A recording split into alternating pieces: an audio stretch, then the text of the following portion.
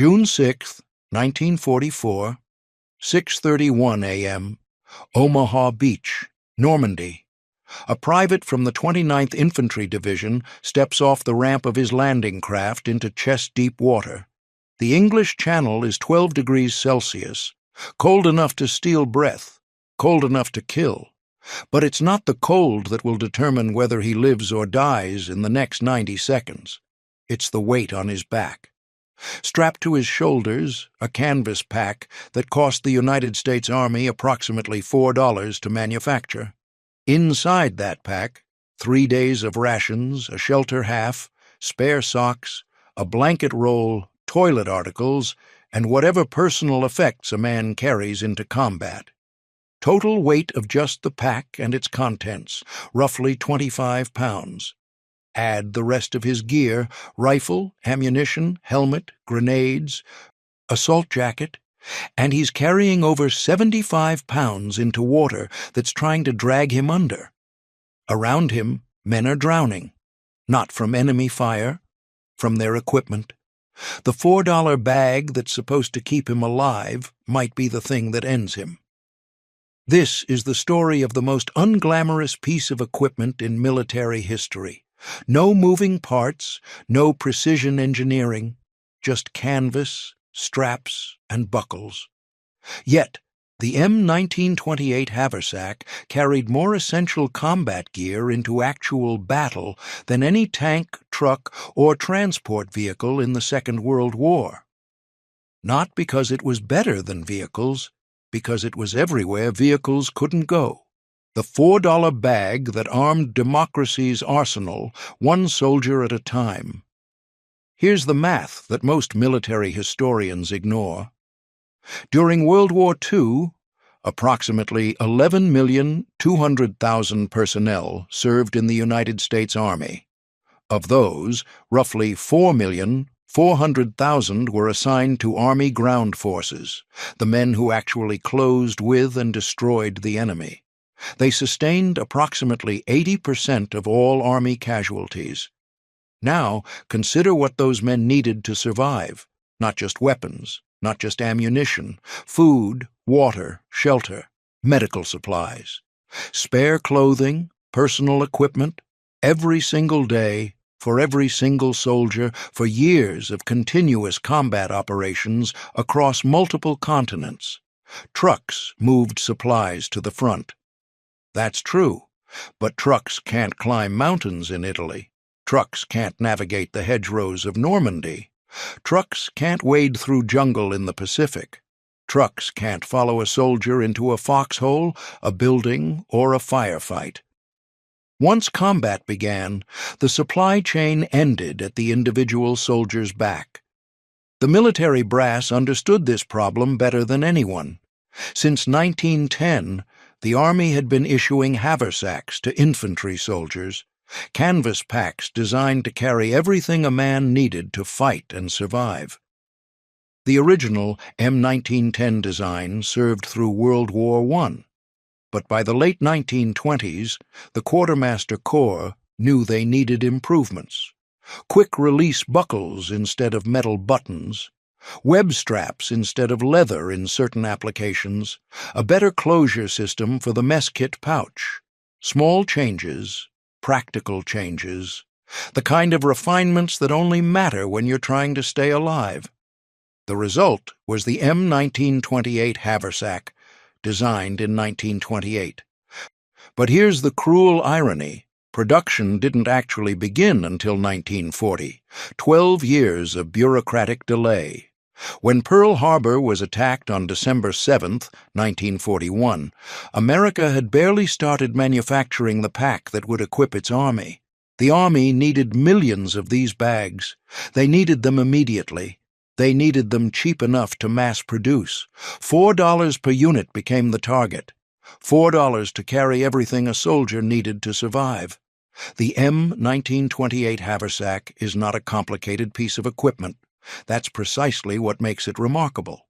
At its core, it's essentially a sheet of heavy cotton duck canvas, olive drab No. 3 in color, that folds around its contents. No frame, no rigid structure, just fabric, straps, and hardware.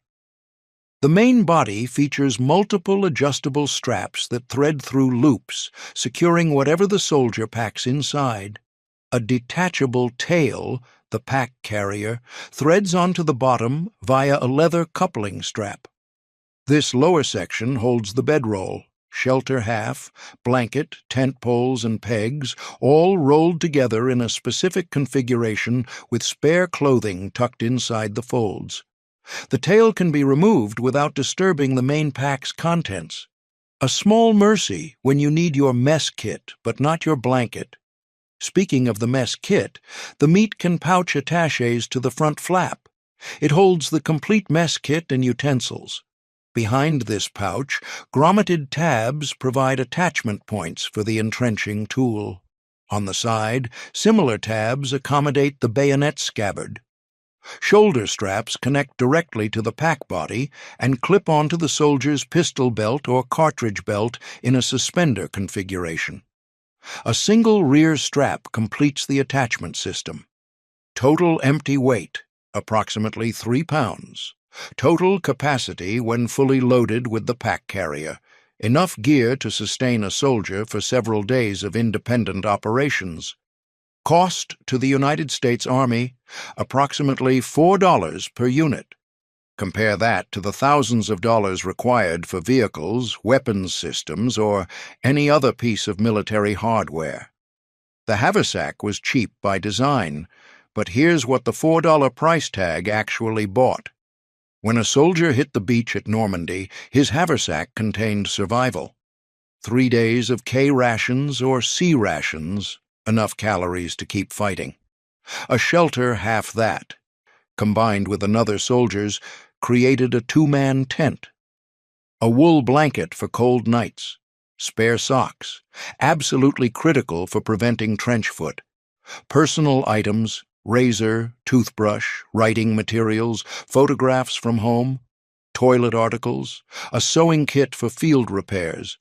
Every item weighed something. Every item had been carefully considered by quartermaster planners who understood that the difference between 24 and 25 pounds might determine whether a soldier could still function after a 20-mile march. The M1928 was designed to carry approximately 25 pounds of gear in its full configuration. In practice, soldiers often carried more. They stuffed extra ammunition into any available space. They crammed additional rations wherever they'd fit. They adapted the pack to their personal needs, violating regulations but improving survival odds. Production ramped up across America starting in 1940. Contracts went to companies you've never heard of, not weapons manufacturers, but firms that made shoes, luggage, harnesses, and canvas goods. Boyd Harness Company in Des Moines, Iowa. Crawford Austin Manufacturing in Waco, Texas. Baker Lockwood Manufacturing, the J.A. Shoe Company, Lub Produce Company. H.D. Guyhan Incorporated, Felt Novelty Manufacturing Company. These weren't famous arsenal names. They were American businesses that pivoted to war production, turning out $4 canvas bags by the hundreds of thousands. The haversacks rolling off their lines would see action in North Africa, Sicily, Italy, France, Germany, and across the Pacific. But here's what the recruiting posters never showed. The M1928 Haversack was one of the most unpopular pieces of equipment in the entire American military inventory. Soldiers hated it, not because it didn't work, because putting it on was a nightmare. To assemble and wear an M1928 Haversack correctly required a complex process with multiple steps, straps, and numerous opportunities for error. The haversack and pack carrier had to be assembled using a coupling strap threaded through buttonholes. Then the suspender hooks attached to the pistol belt or cartridge belt. Then the shelter half, blanket, poles, and pegs had to be rolled up in a precisely specified configuration with clothing tucked inside the folds. rations and toilet articles packed into the main body, the whole assembly folded over and secured with straps. The shelter roll buckled into the pack carrier with 3 binding straps, more straps to close, provisions for overcoat and raincoat to be added when weather demanded. In garrison, with time and proper instruction, a soldier could manage this process. In combat, with bullets flying and fear pumping through veins, the system bordered on impossible. Veterans described it in unflattering terms: complex, awkward, frustrating. Many soldiers simply couldn't assemble the pack correctly under field conditions. Straps ended up twisted, components attached wrong. The carefully designed load distribution system failed because exhausted men couldn't follow the 17-step procedure while being shot at. And yet, North Africa. November 1942, soldiers from the 1st Infantry Division weighed ashore during Operation Torch, the Allied invasion of French North Africa. On their backs, M1928 Haversacks. Inside those packs, the rations, water, and ammunition they'll need for the push inland. The terrain is brutal. Rocky desert giving way to mountains, vehicles bogged down in sand or can't navigate the steep grades. Supply trucks fall behind the advancing infantry. What keeps the soldiers moving? The gear on their backs, the $4 bags that don't need roads, don't need fuel, don't break down. A sergeant from the 34th Infantry Division later recalls the North African campaign. His unit advanced so quickly that supply vehicles couldn't keep up for days at a time. The men survived on what they carried. 3 days became 5, 5 became 7. They rationed their rations. They shared what they had. But they kept fighting because every man carried his own logistics. Sicily, July 1943. The invasion of Sicily puts American soldiers onto mountainous terrain that defies mechanization. Mules carry supplies where trucks cannot reach. But mules need handlers, need rest, need feeding themselves.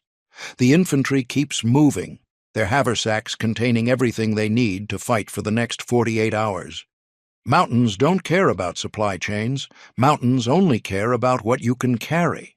The M1928 earns its keep 1 brutal mile at a time, upgrades that would destroy vehicle transmissions. Italy, September 1943 through May 1945. The Italian campaign becomes a slog through some of the worst terrain in the European theater: the Gothic Line, the Winter Line. Monte Cassino, names that would haunt veterans for decades. In the mountains of Italy, the haversack becomes a literal lifeline. Soldiers from the 10th Mountain Division, specialist troops trained for high-altitude warfare, carry modified versions up slopes where nothing with wheels can follow.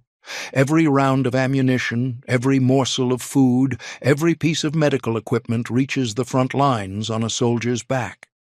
Normandy, June 6, 1944, D-Day. The assault on Omaha Beach is among the deadliest American operations of the war.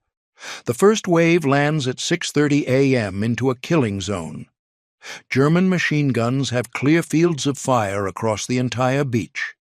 The planned aerial bombardment missed its targets. The naval rockets fell short. The beach is smooth sand, not the expected shell craters that might have provided cover. Soldiers step off landing craft ramps into water that rises to their chests. Their haversacks, loaded with 3 days of supplies, become weights that threaten to drag them under. The cotton canvas absorbs water. The straps that seemed manageable on dry land now pull relentlessly downward. Combined with their rifles, ammunition, assault jackets, and other gear, many soldiers carry over 75 pounds into the surf. Some men drown before reaching the beach, not from enemy fire, from equipment. Their bodies are dragged down by the very supplies meant to sustain them in combat. The weight that was supposed to keep them fighting becomes the weight that ends them. Those who reach the sand face a terrible choice: keep the pack and maintain supplies for the coming days, or abandon it and survive the next hour. Across Omaha Beach, soldiers make different decisions. Some drop everything and charge the seawall with nothing but their rifles. Others cling to their packs, crawling through the surf, refusing to surrender the supplies that represent survival. By nightfall, the beach is littered with abandoned haversacks. But inland, the soldiers who made it through begin reorganizing. They retrieve packs from the fallen. They redistribute supplies among survivors. The $4 bags that nearly killed them in the water now sustain them as they push toward the hedgerows. The hedgerows, June through July 1944. The bocage country of Normandy turns war into a series of brutal, close-quarters engagements. Ancient hedgerows, earthen walls topped with dense vegetation, divide the landscape into thousands of individual battlefields. Tanks struggle to penetrate. Artillery can't see targets. Every field must be taken by infantry. In this terrain, vehicles become liabilities rather than assets. They channel into predictable lanes. They can't maneuver. They become targets. Infantry, carrying everything they need on their backs, can infiltrate. They can flank. They can fight through gaps in the hedgerows where no vehicle could pass. The haversack becomes the key to tactical flexibility. A soldier with food, ammunition, and basic supplies can operate independently for days. He doesn't need to stay near his truck. He doesn't need to wait for resupply convoys. He carries his logistics. The Pacific, 1942 through 1945. Jungles, islands, terrain that makes the European theater look civilized. On Guadalcanal, soldiers from the 1st Marine Division, and later the Americal Division, carry M1928 Haversacks through rainforest that swallows supply lines whole. Humidity approaches 100%. Everything rots, canvas mildews, metal rusts, leather deteriorates. The haversack survives. Cotton duck canvas, properly treated, resists the jungle better than most materials. It dries faster than leather.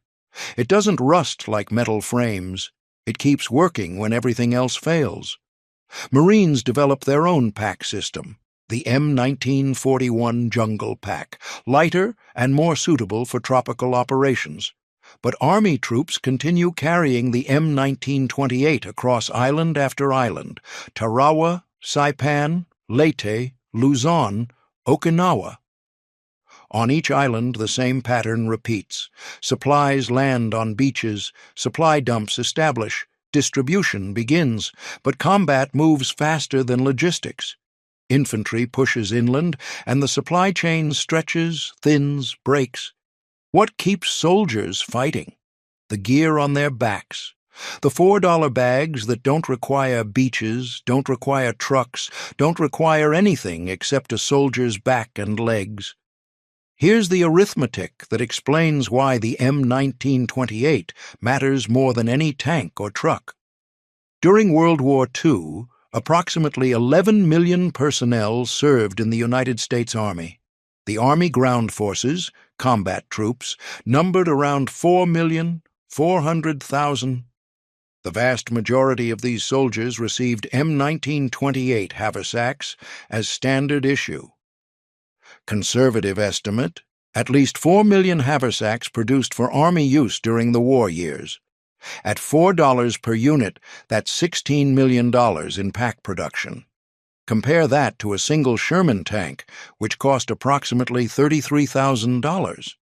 The entire haversack procurement program cost less than 500 tanks. But those 4 million haversacks carried supplies every single day, across every single theater, for nearly 4 years of combat operations. Consider a single infantry division, approximately 14,000 men, each man carrying roughly 25 pounds of supplies in his haversack. That's 350,000 pounds of combat supplies food, ammunition, medical equipment, shelter, moving with the division wherever it goes, not in trucks that might break down, not on roads that might be interdicted, on the backs of soldiers who go wherever the fighting requires. A division truck company might carry more tonnage in a single convoy, but that convoy needs roads, needs fuel, needs drivers who aren't simultaneously fighting, needs protection from air attack and ambush, needs maintenance and repair. The 4 million Haversacks needed none of that. They went where trucks couldn't. They operated when trucks couldn't. They sustained soldiers in every environment from Arctic Alaska to tropical New Guinea. Multiply that carrying capacity across every division, every theater, every day of the war. The M1928 Haversack didn't carry more cargo than a deuce-and-a-half truck on any given day. But aggregated across millions of soldiers and years of fighting, the total weight of supplies carried by haversacks into actual combat, not to depots, not to rear areas, but into firefights and across objective lines, exceeded what any vehicle fleet could claim. Vehicles transported supplies to the front. Haversacks carried supplies through the front. The $4 bags went where the bullets flew. That's the distinction that matters. Production continued through the war years, with newer designs eventually supplementing the M1928. The M1944 and M1945 field packs, based on the Marine Corps M1941 Jungle Pack, began reaching troops in late 1944 and early 1945. These newer designs were lighter, more user-friendly, and better suited to combat conditions, but the M1928 never fully disappeared. Even as newer packs arrived, older haversacks remained in service. Troops who had trained with them kept using them. Supply systems that had stockpiled millions of the packs continued issuing them. Some soldiers, having learned the complex assembly process through hard experience, actually preferred the familiar M1928 to unfamiliar new equipment. After the war ended, M1928 haversacks continued serving in the Korean War, often re-dyed from khaki olive drab No. 3 to the darker olive drab No. 7. The same basic design that hit the beaches in North Africa in 1942 was still carrying supplies in Korea in 1950. The M1928 Haversack teaches a lesson that military planners learn and forget across generations. Wars are not won by wonder weapons. They're won by logistics, and logistics, at its most fundamental level, means keeping individual soldiers fed, armed, and able to fight. Tanks win battles, trucks move supplies. But the soldier carrying everything he needs on his back is the only element that functions in every environment, every condition, every tactical situation. The $4 haversack was cheap. It was simple. It was unpopular. It was awkward, complex, and frustrating to use. Soldiers complained about it constantly. They modified it. They cursed it. Some threw it away at the first opportunity. And it helped win the war. Because when the trucks couldn't get through and the tanks were stuck and the supply chain had broken, the infantry kept moving. They kept fighting. They kept carrying their $4 bags through mud and mountains and jungle and snow. They carried food so they could eat. They carried ammunition so they could fight. They carried shelter so they could survive. Every technical innovation in warfare, every new weapon, every new vehicle, every new system, ultimately depends on logistics. Someone has to bring food to the men operating those systems. Someone has to move ammunition to those weapons. Someone has to provide shelter and clothing and medical supplies. At the end of the supply chain stands a soldier, and on that soldier's back, a pack. The M1928 wasn't glamorous. It wasn't exciting. It didn't roar into battle or fire devastating salvos. It just carried supplies, millions of times, across millions of miles, through conditions that destroyed more sophisticated equipment. $4 bought a canvas bag. That canvas bag bought time. Time bought opportunities. Opportunities bought victory. Sometimes the most important weapon is the one nobody notices. That private from the 29th Infantry Division on Omaha Beach. Soldiers from his division sustained over 2,000 casualties on D-Day alone. Many drowned in the surf, pulled under by their equipment. Many fell on the sand, cut down by German fire. Many never made it past the seawall, but many did. They crawled through the sand with their $4 haversacks still on their backs. They pushed inland through the hedgerows. They fought across France and into Germany. They carried their supplies through every mile of it. The men who survived D-Day faced months more of combat. The haversack that nearly drowned them in the Channel sustained them through Belgium and Luxembourg, through the Hürtgen forest, through the Battle of the Bulge, through the crossing of the Rhine. Every day they unpacked rations, ate, repacked, marched, fought, survived. $4, 25 pounds of supplies, canvas and straps and buckles. The bag nobody remembers carried the men nobody forgot. The M1928 Haversack, standard issue, $4, the most common piece of equipment in the United States Army. The bag that went everywhere vehicles couldn't. The logistics solution that fit on a soldier's back. Wars are won by the unglamorous, by the cheap, by the things that work when everything else fails. The next time you see a photograph of World War II soldiers marching toward the front, look at their backs, look at those canvas packs, look at the $4 bags that helped win the war. That's the untold story of American logistics. Not trucks and tanks and transport ships, a soldier's back, a canvas pack. $4, and the will to keep moving forward one step at a time, carrying everything needed to win. If this story of the war's most unglamorous piece of equipment gripped you, hit subscribe. Next week, we're covering another piece of forgotten military gear that changed history, equipment that everyone used and nobody remembers. The arsenal of democracy holds more secrets than you know. The weapons get the glory, but the logistics win the wars. We're just getting started.